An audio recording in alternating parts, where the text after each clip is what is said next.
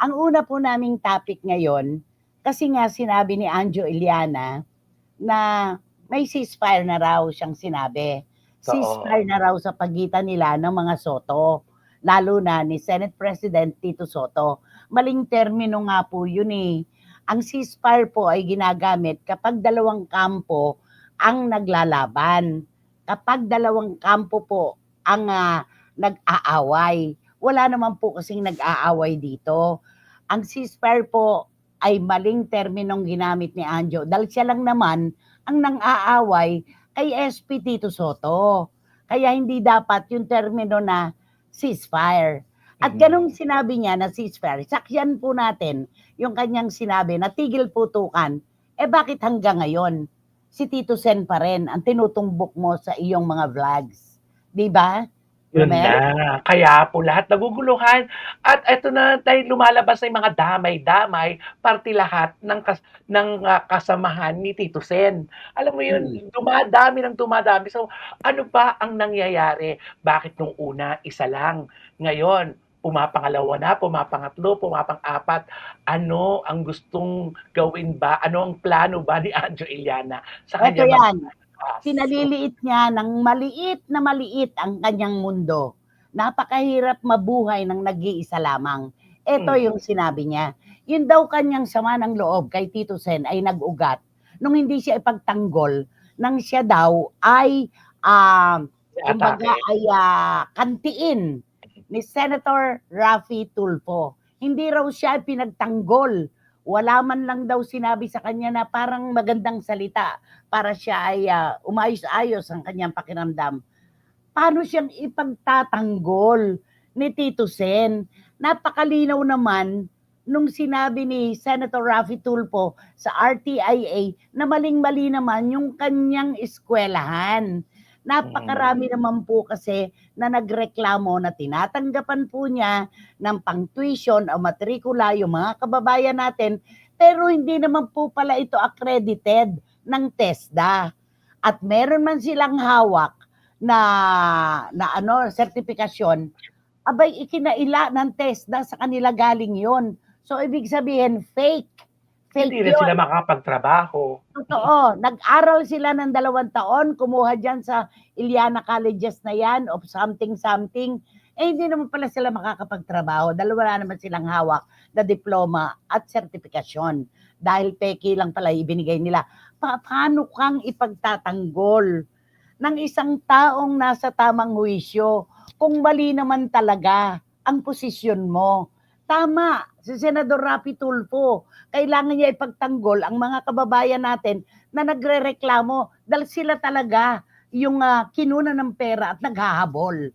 Di ba, Hmm. Romel?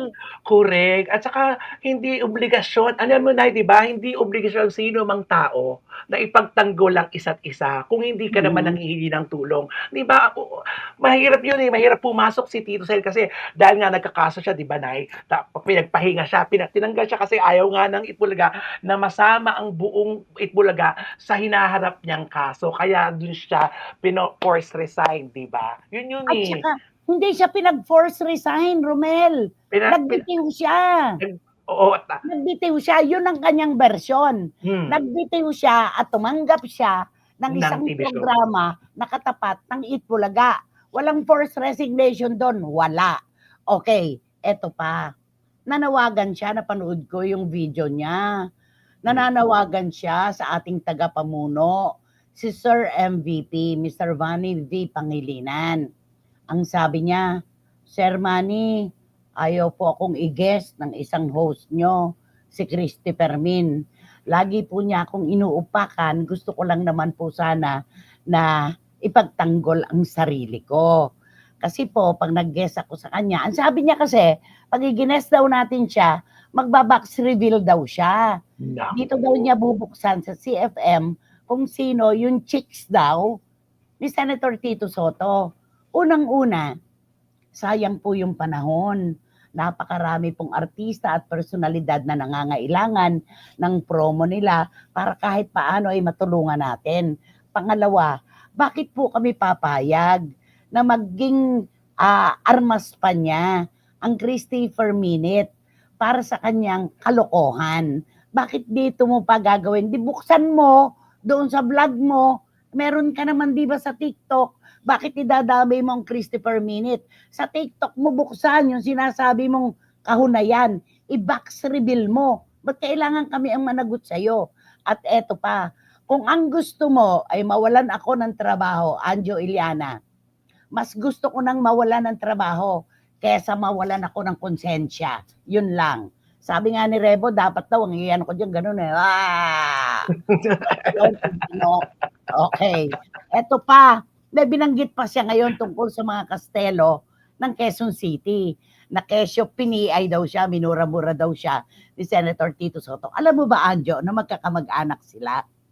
Alam mo ba na ang dakilang ina ng mga Soto, si Doktora Mioni Castelo Soto, ay pinsan ng mga Castelo ng Quezon City, sila Kuya Winnie. Alam mo ba yon? Pag-aaway-awayin mo pa pati ang mga pamilya sa iyong mga tinagpi-tagping kwento. At pati si Jose Manalo, kinakalampag mo ngayon, pati personal niyang buhay ay idinadamay mo.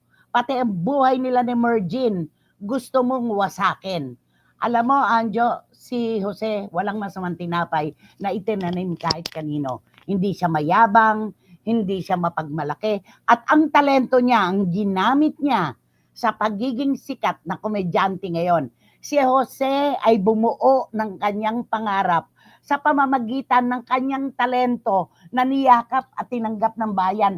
Hindi siya umasa sa sino mang malaking tao para siya ay sumikat. Yan lang ang tatandaan mo. Pinaliliit mo ang mundo mo, Anjo Iliana. Grabe. Grabe ka. Oo, yun na nga ang mga komento ngayon. Sabi, ano, iba naman na ngayon yung tinitira niya. Ano ba Oo. ito? Oo.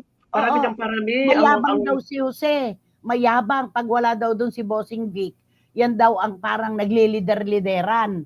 At si Mergin daw ay isang taon niyang naka-live-in. Siniraan daw siya, inahas daw siya nitong si Jose Manalo, tapos ay niligawan. Ang sabi daw, umiwalay ka na sa kanya. May asawa siya. Huwag kang pumapatol sa may asawa. Sabi raw ni Jose, yung pala, inahas daw siya. Di ba? Ahasan baka mo ang kwentuhan, Anjo Iliana? Naku, Ay. naku, itago natin yung isa nating kwento.